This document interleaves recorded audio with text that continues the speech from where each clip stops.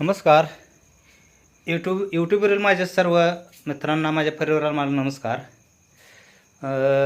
आयुष्यात येऊन माणसाला एक स्वप्न असतं की आपलं घर एखादं सुंदर असावं. तर आत्ताच्या ह्या जमान्यात घर घेऊन जागा बांधणं एवढं म्हणजे सोपं राहिलेलं नाही. हे कोण करू शकतं आहे?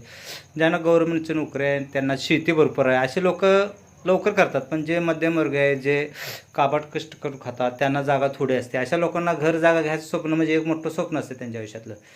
तर मी बी असा एक गरीब कुटुंबातला आहे. मी बी असंच 20 वर्ष असंच साध्या घरात राहून एक आता 2012 साली छोटासा प्लॉट घेतलेला आहे 1.5 गुंठ्याचा. तेही मी 15 वर्षाचा असल्यापासून काम करून मी कमीत कमी 50 वर्ष वय झाल्यानंतर मी 1.5 गुंठ्याचा प्लॉट खरेदी केला. मग ते बांधण्यासाठी आपल्यापाशी पैसे नाहीत म्हणताना थोडं बँकेचं लोन काढून, इकडं लोन काढून आम्ही थोडं एक छानसं छोटंसं घर बांधलेलं आहे. ते तुम्हाला सर्वांना आवडेलच. आणि त्याचं बजेट किती आहे तेवढ्यासाठी मी हा छोटासा मिनी ब्लॉक केलेला आहे. तर हे आम्ही सुरुवातीला प्लॉटवर आलो त्या टायमाला हे आम्ही साधं आपलं हे पत्र्याचं शेड आम्ही मारलेलं होतं आपलं साधं. तर या पत्र्या शेडमध्ये आम्ही 2-3 वर्ष राहिल्यानंतर परत माझी पत्नी मोटरसायकल ॲक्सिडेंटमध्ये स्वर्गवासी झाली. त्यानंतर मी, माझा मुलगा, आमचं जुनं घर आहे, त्या जुन्या घरात माझा थोरला मुलगा राहतो.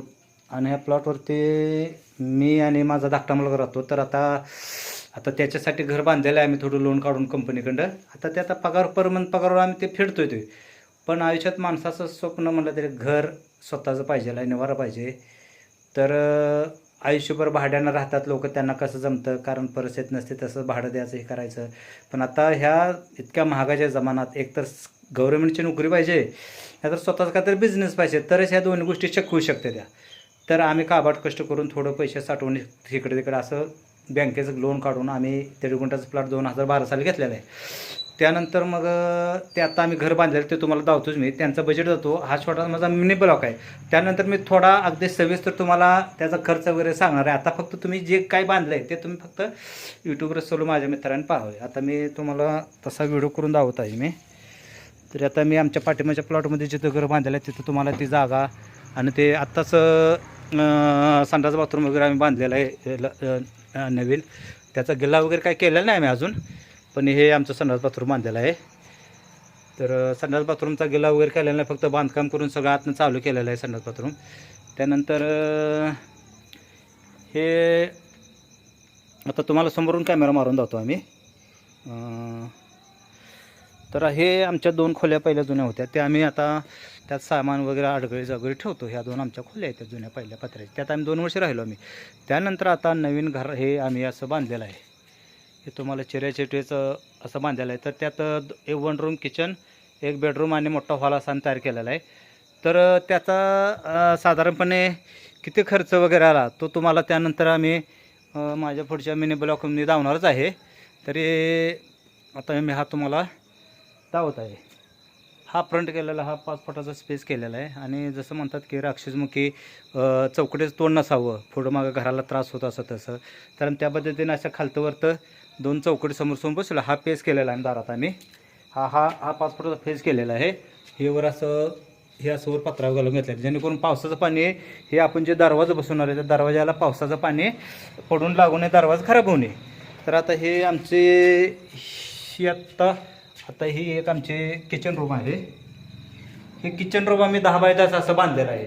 वर पत्रा अंगलवर गाठलेला आहे. हे 10 बाय 10चं एक किचन रूम झालेलं आहे. हे आम्ही साधे खिडकी बसवलेलं आहे, कारण पैशाच्या बजेटवर आम्ही साधे खिडकी बसवलेले आहे.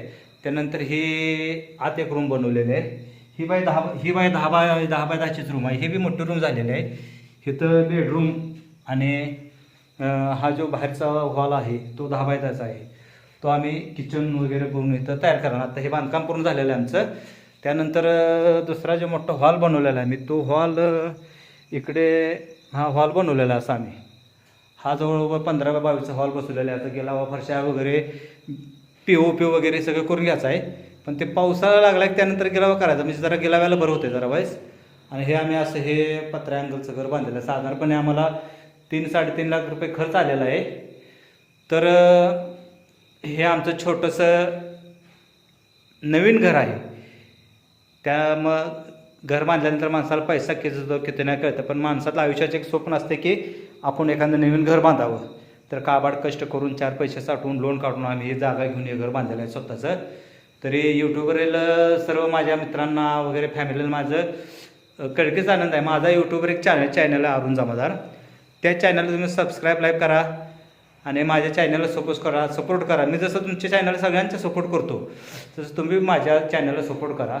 तर असं हे घर आम्ही बांधलेलं आहे. असं तशी लांबी 22 बाय 22ची लांबी आहे. 22 बाय 22चा चौरजोर आम्ही हे घर तयार केलेलं आहे. आता सगळं बांधकाम वगैरे काम झालेलं आहे.